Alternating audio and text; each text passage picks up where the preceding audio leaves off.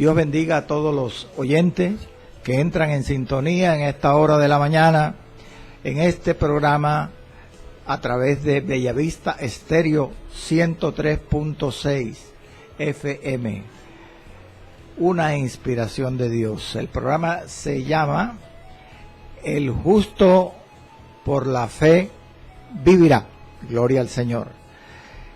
Programa que siempre pregona el conocimiento bíblico. Bendito sea el Señor. Y nuestro hermano, como es habitual en las consolas, nuestro hermano John Gámez. Gloria al Señor. Bendito sea el Señor. Damos gracias a Dios por la vida de mi hermano John y por su familia y por esta emisora Bellavista Estéreo. Acomódese, pero no se acomode mucho. No va a descansar. Va a descansar en Cristo. Amén. En el conocimiento de la palabra de Dios. Vamos a estudiar la palabra del Señor, que es un gozo, el maná del cielo. Bendito sea el Señor para siempre. El libro de Hechos, como es el tema hace ya varios años.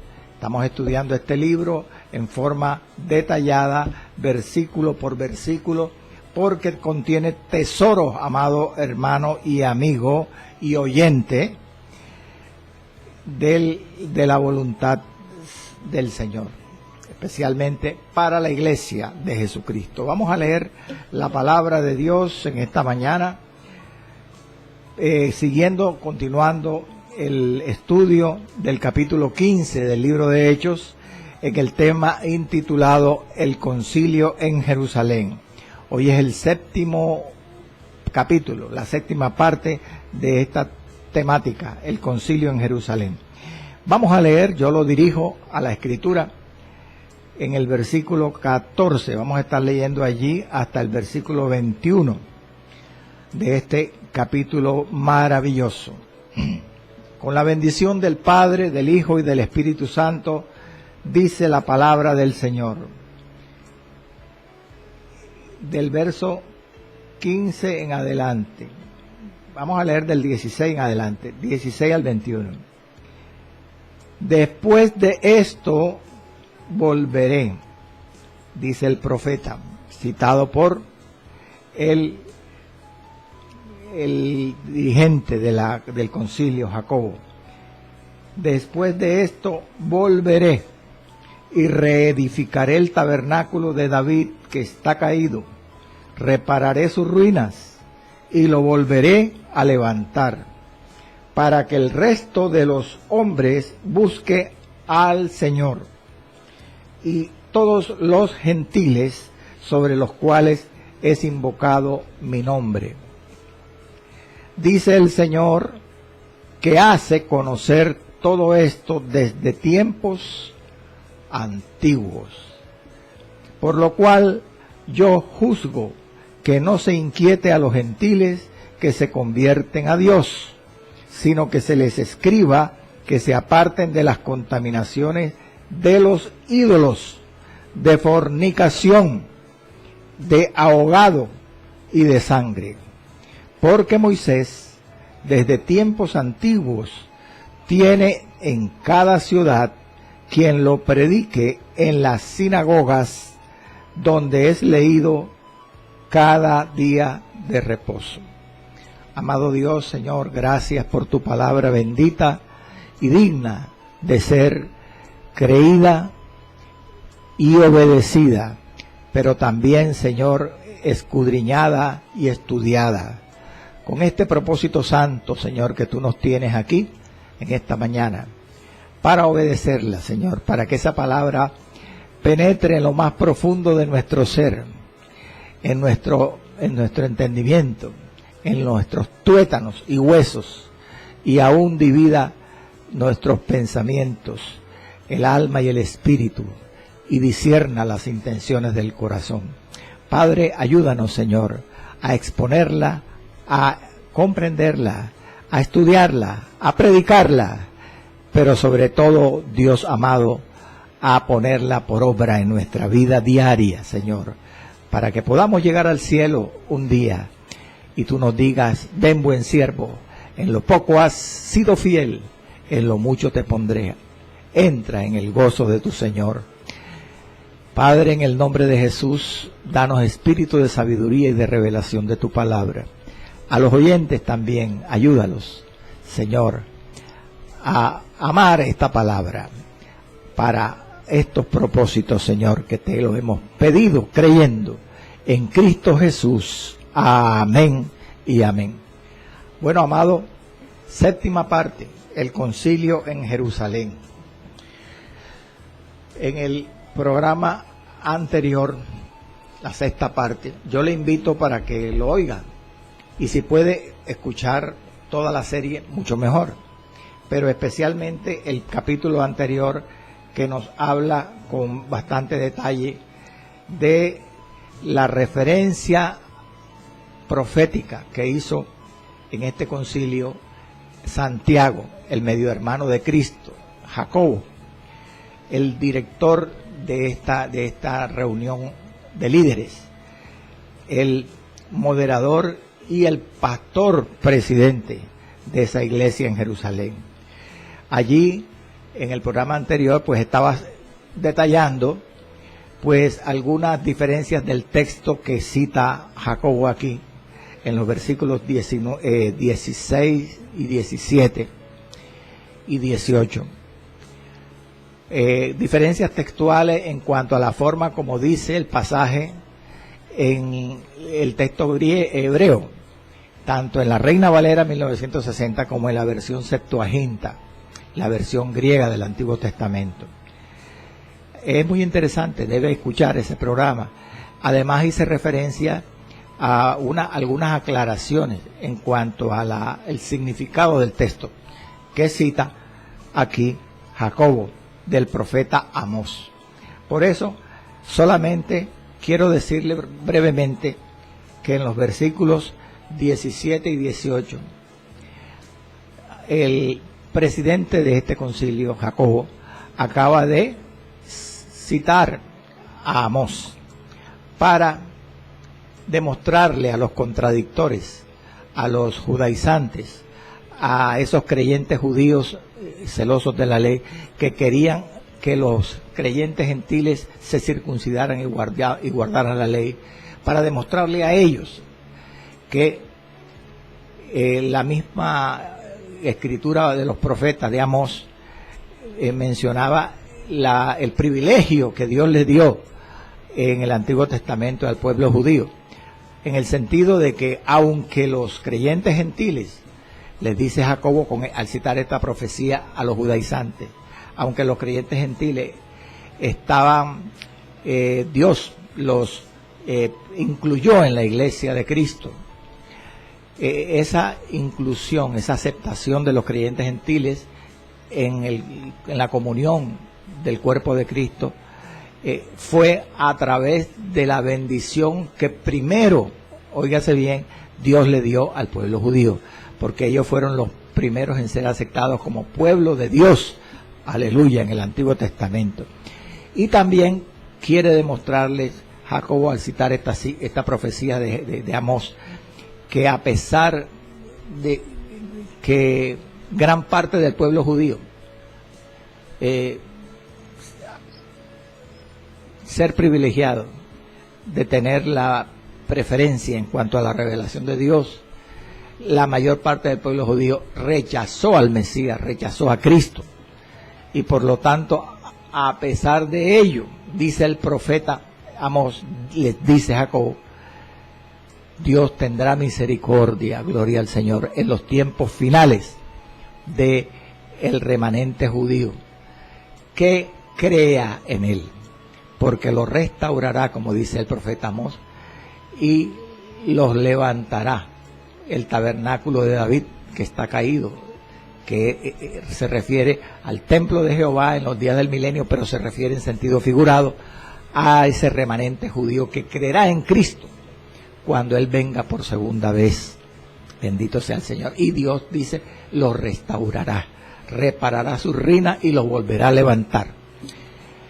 ¿Por qué les dice Jacobo todo esto, insinuado en la profecía de Amós? Estoy resumiéndole lo dicho en el programa anterior, para disponer el corazón de estos judaizantes contradictores a aceptar las decisiones del concilio, en el sentido de recibir a la comunión en la iglesia a estos creyentes gentiles. Amén.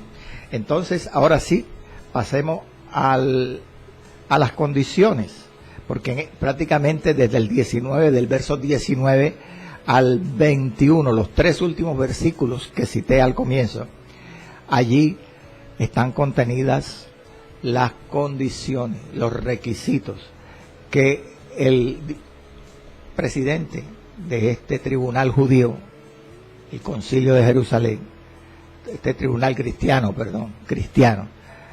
hace. Las condiciones o requisitos, ¿para qué? Para aceptar a los creyentes gentiles a la comunión de la iglesia, juntamente con los cristianos judíos. En este sentido, pues, comencemos. En el verso 19, tenga la Biblia allí abierta, tenga algo en que anotar. Mire cómo comienza estas palabras Jacobo. Después de referir la cita de Amós, dice, por lo cual, o sea, está enlazando lo que va a decir ahora con lo que acabó de decir al citar al profeta Amós.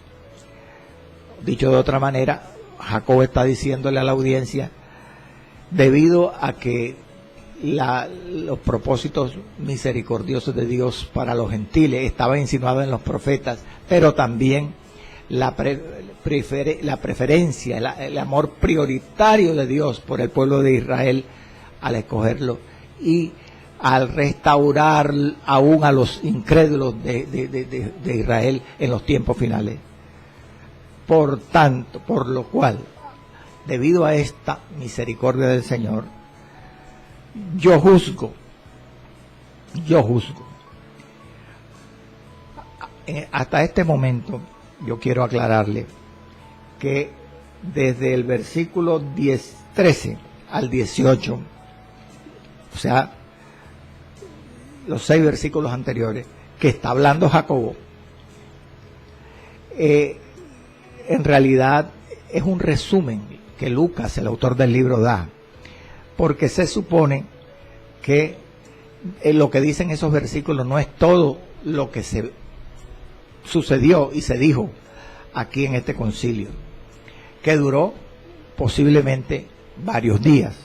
Entonces se supone que aquí Lucas hace un resumen muy preciso, muy corto, de todo lo que se dijo y se hizo en el concilio en los días anteriores.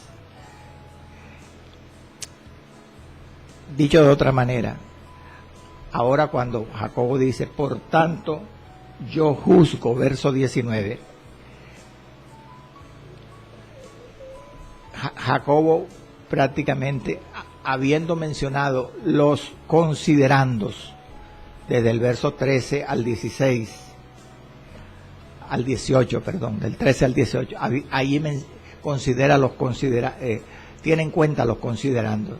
Ahora en los versos que vamos a estudiar, del 19 al 21, él pasa a considerar los resultandos, es decir, las decisiones, las resoluciones propiamente dichas del Concilio de Jerusalén. Aleluya. Él, como presidente del concilio, como pastor de la iglesia de Jerusalén, expone en este momento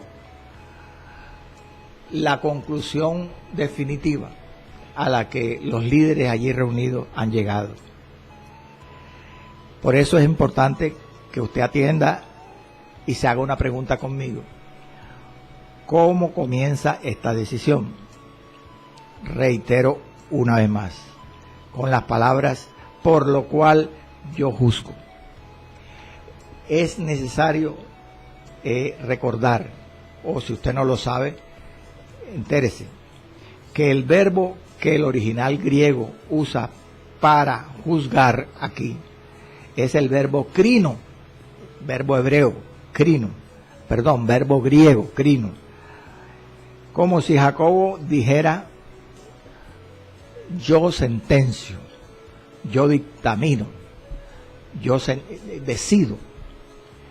O sea, por el significado de este verbo crino, se deduce que lo que Jacobo va a decir, esta decisión que va a proferir del concilio, no es una opinión, ni tampoco es una recomendación, como algunos tratadistas que comentan este pasaje de Hechos dicen. Más bien es un veredicto, hermanos amados oyentes, es una sentencia judicial autorizada de Santiago. Claro, en representación de los líderes y discípulos asistentes allí al concilio y bajo la guía y la dirección del Espíritu Santo de Dios. Pero es una decisión, una sentencia, un veredicto. Él actúa como el puesto que desempeña por su llamado y por su función allí en ese concilio, que era pastor de la iglesia de Jerusalén, pero presidente del concilio. Bendito sea el Señor.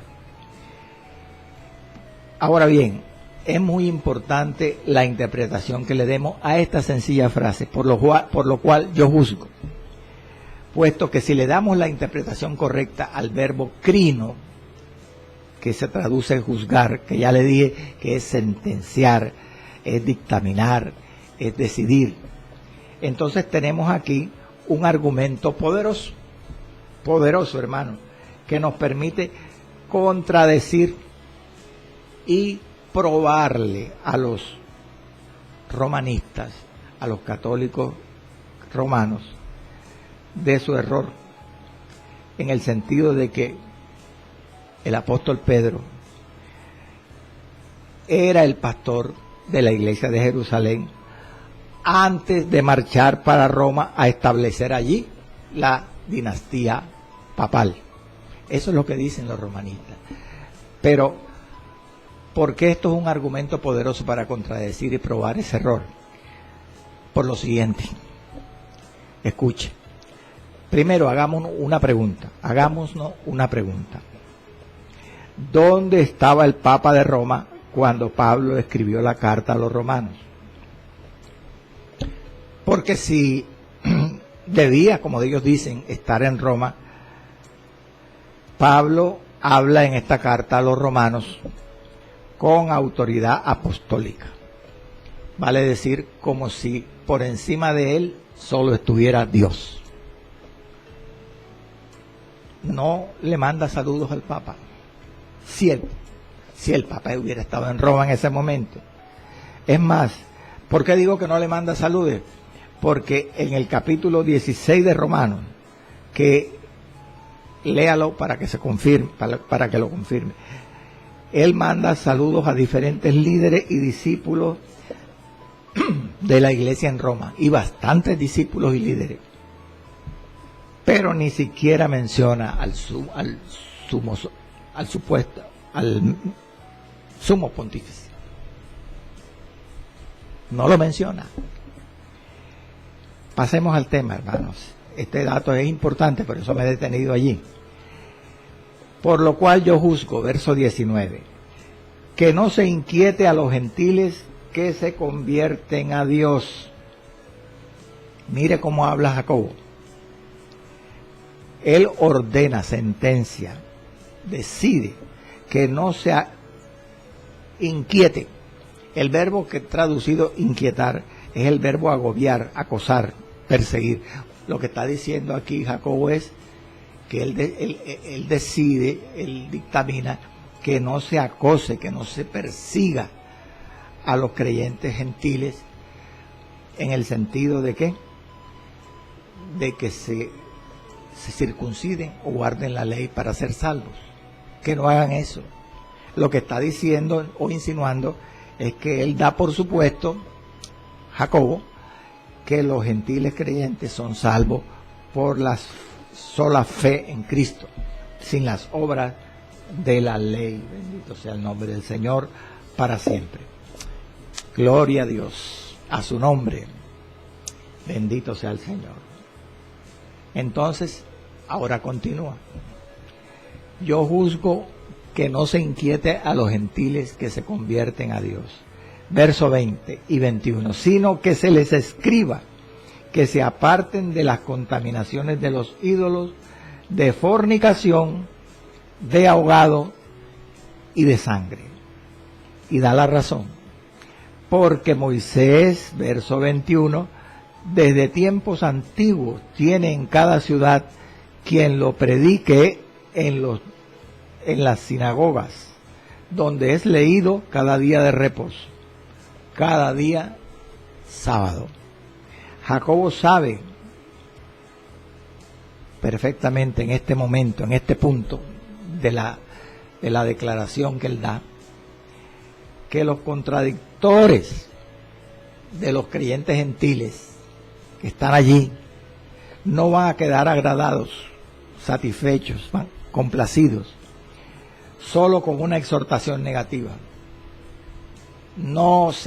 Yo juzgo que no se inquiete a los gentiles que se convierten a Dios. Ellos no van a quedar agradados. Ellos necesitan una condición, unos requisitos para asegurar su aceptación de los creyentes gentiles en el seno de la iglesia. Unos requisitos que los ayuden a ellos a aceptar a los creyentes gentiles en la comunión de la iglesia. Y eso es lo que ahora pasa a considerar Jacobo. En el verso 20 y 21, Jacobo pasa a tratar un problema práctico. A la pregunta que ellos estarían haciendo, los creyentes judaizantes. ¿Cómo vamos a hacer para que todos los creyentes, tanto ellos como nosotros, tanto los creyentes gentiles como todos los judíos, los creyentes judíos, podamos vivir en unidad, en una relación sana en la iglesia? Bendito sea el Señor para siempre. En este momento, la respuesta es la siguiente. Aleluya. Se mencionan 4 recomendaciones, condiciones, requisitos para paliar el problema, para ¿cómo decirle? Conciliar a las partes, tanto a los creyentes judíos como a los creyentes gentiles. ¿Cuáles son esas 4 condiciones o requisitos? Aleluya. Apartarse de las contaminaciones de los ídolos, de fornicación, de ahogado y de sangre. ¿Qué son estas 4 condiciones o requisitos? Según algunos intérpretes, hoy vamos a estudiar con detalle esto, prepárese. Según algunos intérpretes bíblicos, estas 4 condiciones o requisitos mencionadas aquí como solución a el problema son, según algunos, repito, son llamadas recomendaciones. Son 4 recomendaciones. Pero según otro grupo de intérpretes que entienden este problema diferente, son 4 prohibiciones. Escuche. Pero ¿qué son estos requisitos o condiciones? Que algunos llaman recomendaciones, otros llaman prohibiciones. En realidad son ajustes, son normas, son arreglos o acuerdos voluntarios relacionados con la ley de Moisés, que debían guardar, escuche, que debían obedecer, cumplir los creyentes gentiles. Aleluya, al relacionarse con los creyentes judíos. en la iglesia o en la sociedad. Estos 4 condiciones o requisitos que debían cumplir son llamados también acuerdos apostólicos u ordenanzas en otras partes de la Escritura. Pero lo que es bueno que sepamos es que estas 4 condiciones que debían guardar los creyentes gentiles para ser aceptados por los creyentes judíos evitarían que los creyentes judíos se ofendieran con los creyentes gentiles con relación a asuntos de comida o en cuanto al contacto social entre ellos. Dicho de otra manera, a los creyentes gentiles obedecer estas 4 normas planteadas aquí en el concilio o por el concilio, se establecería una relación armoniosa entre ambas partes. Aleluya. O sea, podemos concluir al entender de qué se trataba o de qué se trata estas 4 condiciones o requisitos que menciona Jacobo aquí.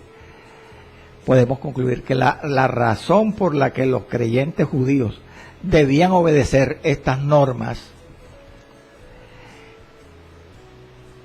era el amor cristiano, porque ellos no estaban obligados a hacerlo, puesto que los creyentes gentiles no estaban supeditados a la ley mosaica. Eso era para los judíos en el Antiguo Testamento, pero debían guardarla por amor a Cristo y a esos cristianos judíos. Eso hay que tenerlo claro, pero también que por lo tanto ellos no buscaban agradarse a sí mismos, sino agradar a los creyentes judíos, para que no se ofendieran. Entonces era el amor cristiano el que probaba al creyente gentil cuando obedecía estas normas del concilio. Ahora bien, el punto era que estas normas eran acuerdos voluntarios que los creyentes gentiles debían obedecer, pero que no ofendían a Dios. O sea, al cumplirlos ellos, no iban a poner en riesgo su salvación, no iban a transgredir el Evangelio de Cristo. Amén. Era una actitud, ya para rematar aquí este tema, era una actitud condescendente o condescendiente, es decir, de madurez de parte de los creyentes gentiles hacia los creyentes judíos, donde se demostraba que los creyentes gentiles eran los maduros espiritualmente, mientras que los creyentes judíos eran los débiles en la fe. Amén. Gloria al nombre del Señor para siempre. Hay una pregunta que surge después que entendemos lo que le acabo de decir, y es lo que los analistas, los tratadistas, los intérpretes bíblicos barajan, y eran estas 4 requisitos o condiciones del Concilio de Jerusalén: acuerdos duraderos,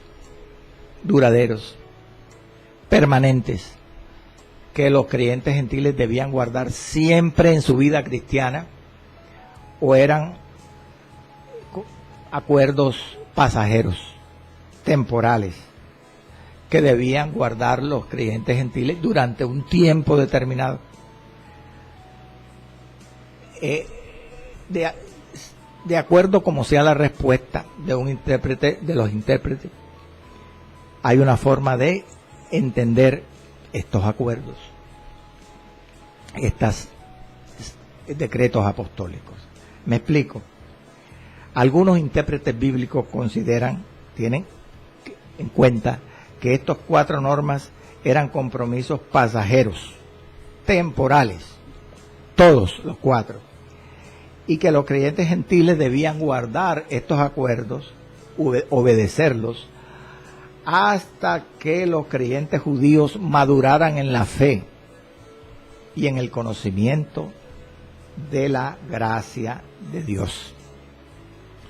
Pero hay otro grupo de intérpretes que considera, que tiene en cuenta, creen, bendito sea el Señor, que las dos primeras normas o acuerdos de este concilio eran compromisos permanentes, duraderos, pero que las dos últimas normas o acuerdos eran pasajeros, eran temporales.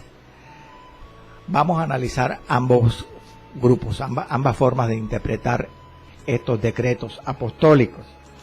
Vamos a hacerlo ordenadamente, para que usted, si no entiende ahora, una vez se emita, se suba en YouTube este video, usted pueda repetirlo y repetirlo hasta que pueda comprender bien este tema, que para algunos es difícil.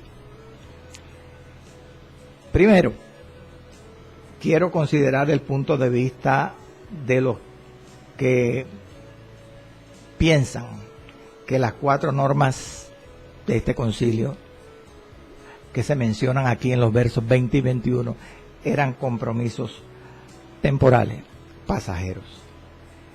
Estos estudiosos dicen que el verso 20, escuche, el verso 20, o sea, ninguno de los 4 puntos mencionados en el verso 20 era pecaminoso en sí mismo para un cristiano. ¿Y en qué se basan? Veamos. Dicen que el verso 20, cuando afirma que se aparten de las contaminaciones de los ídolos, escuche, esto señala, indica a los alimentos, sobre todo las carnes, que eran ofrecidas en sacrificio a los ídolos o dedicados a los ídolos. Los que consideran esto de esta manera se apoyan en las citas de Pablo, que ese era el punto de vista de Pablo cuando afirmó en Romanos 14:14 que ningún alimento es inmundo en sí mismo. Es decir, que allí había un momento en que un alimento podía ser puro, y había un momento en que para un creyente un alimento podía ser inmundo. Bueno, hasta que tuviera fe, porque dice que por la palabra y la oración todo es santificado. Entonces, eso es un punto.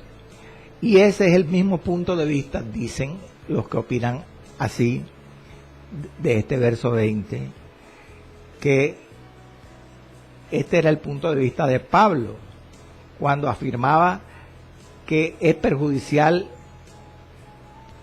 comer alimentos sacrificados a ídolos para el que duda, para el que no tiene seguridad en su conciencia o no tiene conocimiento de la fe. Primera de Corintios 8:7. Mire lo que dice ese pasaje, ese verso.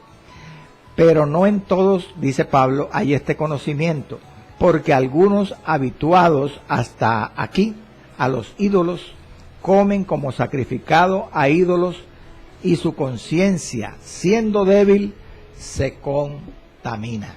Amén, hermano. Y también ese es el punto de vista de Pablo en cuanto a los hermanos, a cómo debe comportarse un hermano que es fuerte en la fe con un hermano débil en la fe cuando estuviera presente en un lugar de ídolos. Primera de Corintios 8:10-13. Mire cómo describe Pablo este punto de vista. Dice: porque si alguno te ve a ti, que tienes conocimiento, sentado a la mesa en un lugar de ídolos, la conciencia de aquel que es débil hace una pregunta: ¿no será estimulada a comer de lo sacrificado a los ídolos? Y por el conocimiento tuyo se perderá el hermano débil por quien Cristo murió. De esta manera, pues, pecando contra los hermanos e hiriendo su débil conciencia, contra Cristo pecáis. Por lo cual, si la comida le es a mi hermano ocasión de caer, no comeré carne jamás, carne sacrificada a ídolos, por supuesto, para no poner tropiezo a mi hermano. Gloria al nombre del Señor para siempre. Aleluya. Entonces, en conclusión, hermano, de las citas que le he dado de las cartas de Pablo, en conclusión, bendito sea el Señor. Por esta razón, Pablo, por esta razón, los intérpretes que consideran esta primera declaración del Concilio de Jerusalén como no permanente, sino pasajera,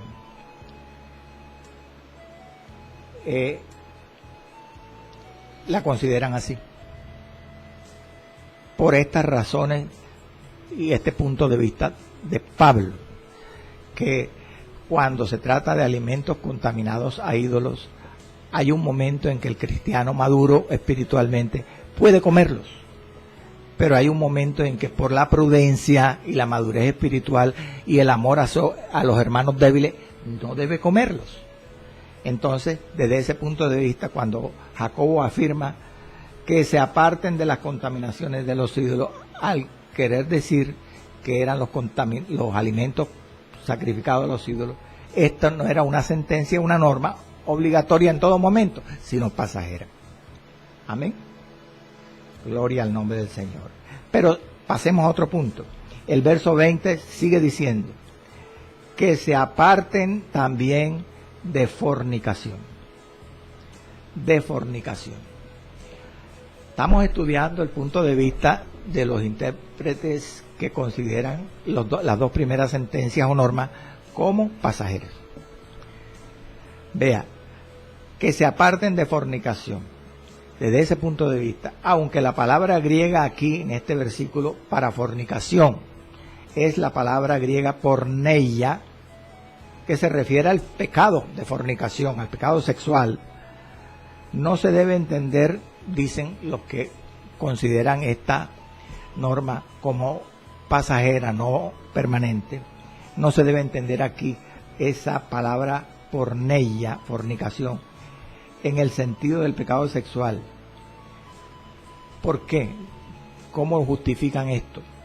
Porque el pecado sexual de fornicación siempre es pecado, nunca es lícito, y por lo tanto no sería necesario que Jacobo lo mencionara como una prohibición, o sea, que os apartéis de fornicación, porque todos los creyentes debían saber que fornicar es pecado. Entonces dicen los que así opinan que esta sentencia, que se aparte de fornicación aquí en el verso 20, indica o señala es ¿cómo decirle? Las uniones maritales con miembros o parientes en grado prohibido por la ley mosaica. O sea, las uniones muy cercanas en grado de consanguinidad, que eso era prohibido en la ley, según Levítico 18. Por eso, entonces, concluyen los que tienen esa apreciación, que esta recomendación no es pecaminosa en sí misma tampoco, que se aparten de fornicación, como la otra también, que se aparten de contaminación de los ídolos. No era un compromiso absoluto, sino que solamente la debían cumplir todos los creyentes gentiles que estuvieran tentados a violarla. Solamente ellos, los que estuvieran tentados a unirse en grado muy cercanos de consanguinidad, no permitidos por la ley. Gloria al nombre del Señor para siempre. Ahora quiero ver en estos minutos que nos quedan la contraparte, la otra cara de la moneda. Los que consideran que los dos primeros preceptos o normas eran obligatorios, eran permanentes, solamente las dos últimas, abstenerse de ahogado y de sangre, eran circunstanciales o pasajeras. ¿Por qué consideran que las dos primeras, apartarse de contaminación de los ídolos y apartarse de fornicación, eran obligatorias siempre, permanentes, estos otros intérpretes? Porque miran aquí los pecados dictados por la ley moral. Estos intérpretes ya no miran cuando dice el versículo 20 que se aparten de contaminaciones de los ídolos, el comer sacrificado a ídolos. No, ellos miran es que ahí se está refiriendo Jacobo al pecado de idolatría mismo. Y estos intérpretes tampoco ven, como los otros intérpretes que ya mencioné, al Jacobo decir que se apartaran de fornicación, las uniones maritales en grado prohibido por la ley mosaica, sino ven es el propio pecado de fornicación. Amén. El propio pecado de fornicación. Y explican que aunque eso era pecado, fornicar, no era una redundancia que Jacobo dijera que se apartaran de fornicación, porque los creyentes gentiles, entre otras cosas, eran más propensos a este tipo de pecado, que era muy practicado entre los pueblos gentiles, la idolatría, la fornicación. Recuerde que los lugares de los templos paganos, idólatras, de los gentiles, de los pueblos no judíos, en la antigüedad, tenían servicios religiosos en donde se practicaba la fornicación. Habían prostitutas, entre comillas, sagradas. Los creyentes a esos dioses, a esos ídolos, iban a los templos, y en muchas ciudades de la antigüedad, en Éfeso, en Corinto, habían prostitutas sagradas que tenían relaciones sexuales con los mismos adoradores de esos ídolos. Algo terrible, pero así es el paganismo, así es la idolatría. Por eso dicen estos intérpretes, al analizar el verso 20 en este punto, que cuando Jacobo dice que hay que apartarse de fornicación, los creyentes gentiles, para ser aceptados por los creyentes judíos, eso era literal, referido al pecado de fornicación, y porque era un pecado muy tentador para los creyentes gentiles. Entonces, podemos concluir que estas dos primeras normas o recomendaciones o requisitos, como usted quiera, eran, desde el punto de vista de estos intérpretes que estoy mencionando ahora, sentencias permanentes, obligatorias, porque se trataba de pecados. Mire, entre otras cosas, cómo varía, gloria al nombre del Señor, la aplicación de un texto de acuerdo con su interpretación. La interpretación es fundamental, hermano, para uno poder aplicar bien la escritura. Necesitamos darle el correcto significado, interpretarla bien, para que esa ordenanza, esa norma, esa guía, esa pauta, esa mandamiento, etcétera, sea de bendición para nuestra vida. Tenemos que pedirle al Señor siempre sabiduría, dirección, para que podamos comprender la escritura bien, porque de eso depende que la vivamos de acuerdo como Dios manda. Gloria al Señor. Aquí tenemos un ejemplo. en las dos primeras soluciones que plantea el Concilio de Jerusalén: que se aparten de las contaminaciones de los ídolos y que se aparten de fornicación. Entonces, ¿cómo debemos aplicar estas dos prohibiciones? Conclusión: de acuerdo con la forma como la interpretamos. Como la interpretemos. Si las interpretamos como los primeros intérpretes que mencioné, entonces no eran permanentes. El apartarse de contaminaciones de los ídolos sería evitar comer de sacrificado a ídolos, mientras que un cristiano débil en la fe, llámese gentil o llámese judío, estuviera cerca. Un creyente inmaduro, débil.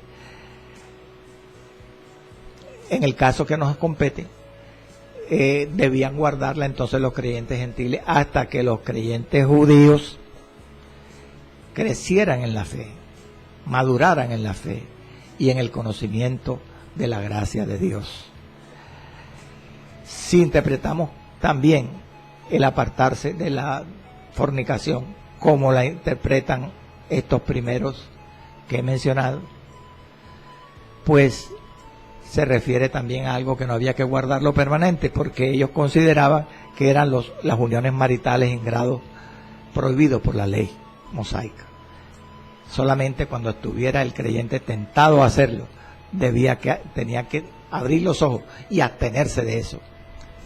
Pero si los interpretamos como los segundos intérpretes del orden de esta enseñanza, vale decir, como los pecados de idolatría y de fornicación respectivamente, entonces estas normas eran permanentes, están vigentes en todo momento para un cristiano, y el cristiano debe abstenerse de lo uno y de lo otro, aleluya, de la idolatría y de la fornicación. Depende como tú lo interpretes aquí. Gloria al nombre del Señor para siempre, aleluya. Vamos a las dos últimas resoluciones del concilio. Las dos últimas. ¿Cuáles son las dos últimas? Abstenerse de ahogado y de sangre. Bueno, en estas dos últimas sentencias o declaraciones apostólicas, como usted las quiera llamar, todos los exégetas bíblicos, por favor atiéndame, están de acuerdo que se trataba de compromisos temporales. Aquí no hay discusión entre los intérpretes. Todos están de acuerdo en que se trata de compromisos circunstanciales, pasajeros, que eran dictados por la ley ceremonial. La ley ceremonial.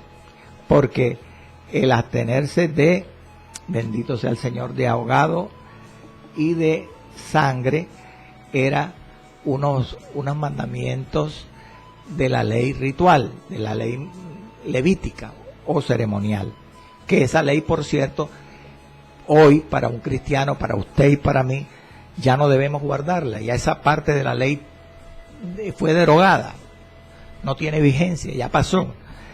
Pero en el Concilio de Jerusalén, los creyentes gentiles que estaban viviendo la época de la gracia del Evangelio, como usted y como yo hoy, debían guardarlas, pero por amor a tener comunión en la iglesia con los cristianos judíos, que eran celosos de la ley.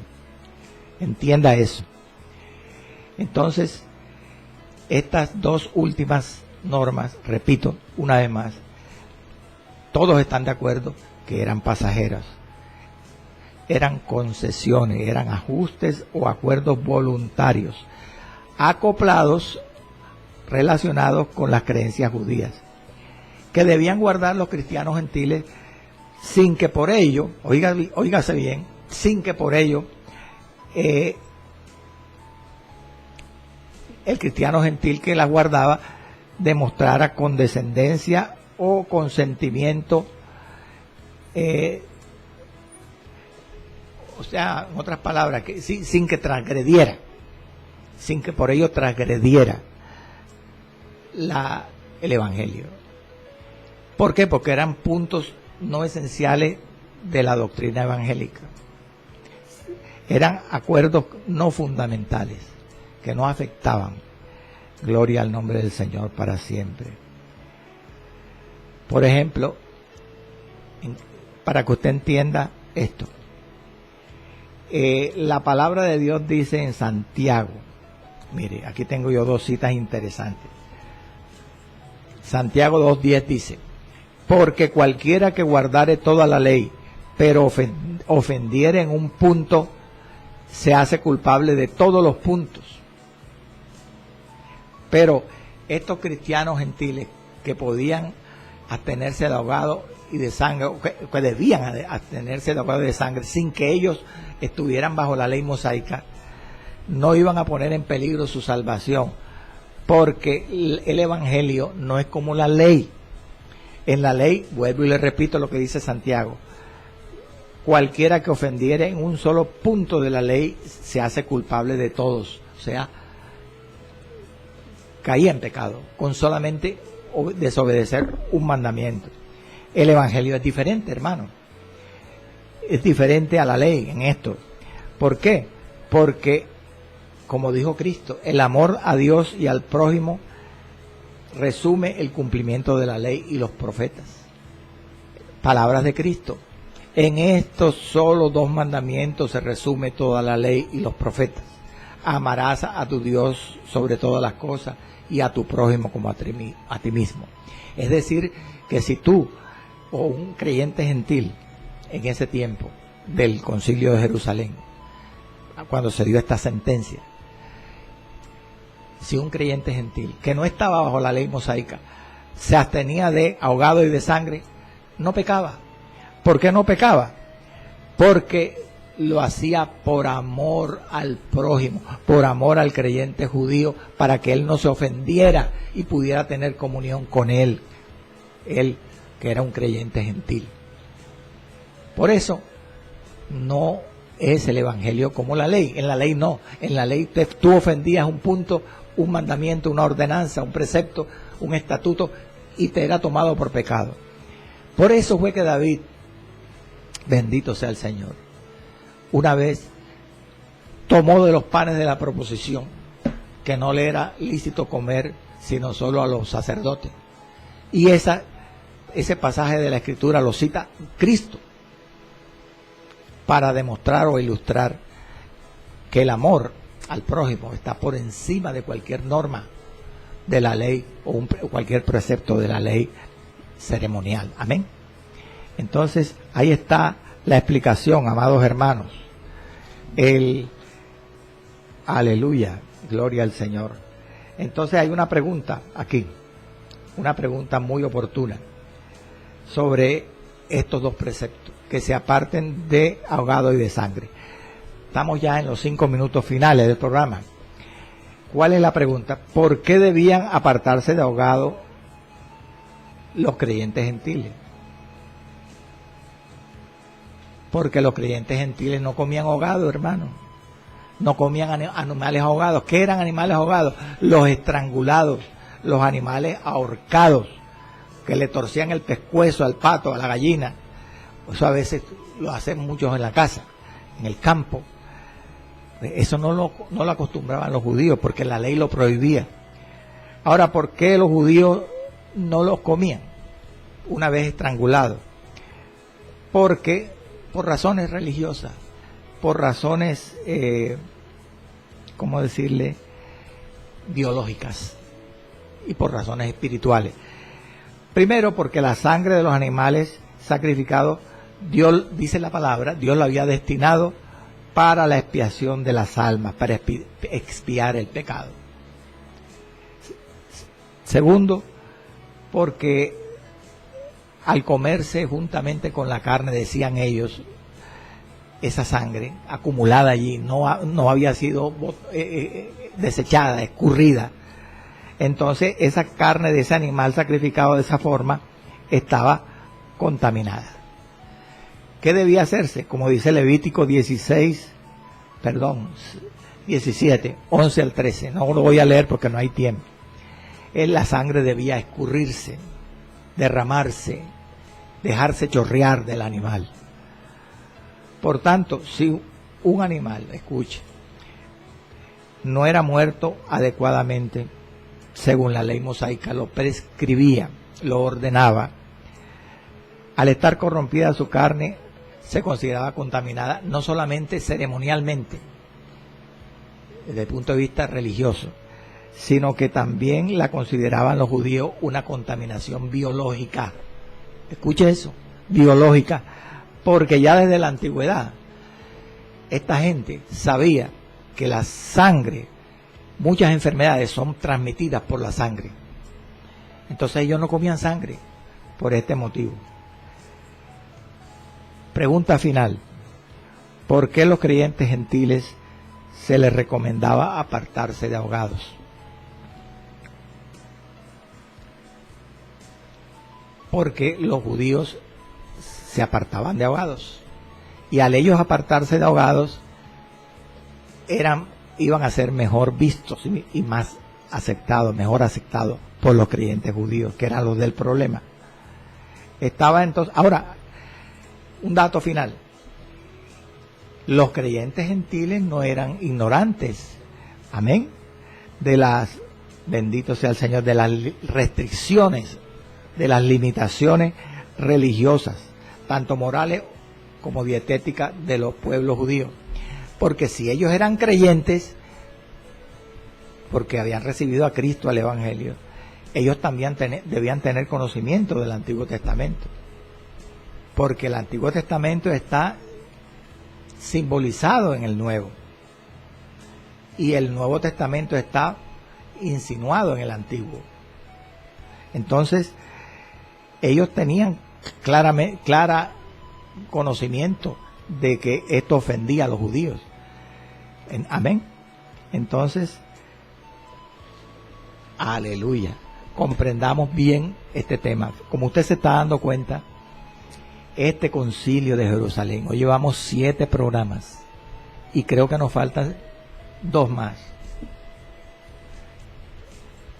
Este tema del concilio de Jerusalén es muy importante, porque mire todo lo que debemos comprender para tener una idea equilibrada, bíblica, hermenéutica, correcta, y de nuestra buena comprensión depende nuestra vida santa, obediente a esta escritura. Tú no vas a obedecer correctamente lo que no entiendes adecuadamente. Es necesario que hoy se predique y se enseñe bien las normas, los acuerdos, las estipulaciones del concilio en Jerusalén. Apartarse de los ídolos, apartarse de la fornicación y apartarse de ahogado y de sangre. El Señor nos ayude y nos dé sabiduría. Amén. Padre Santo, te doy gracias, Señor,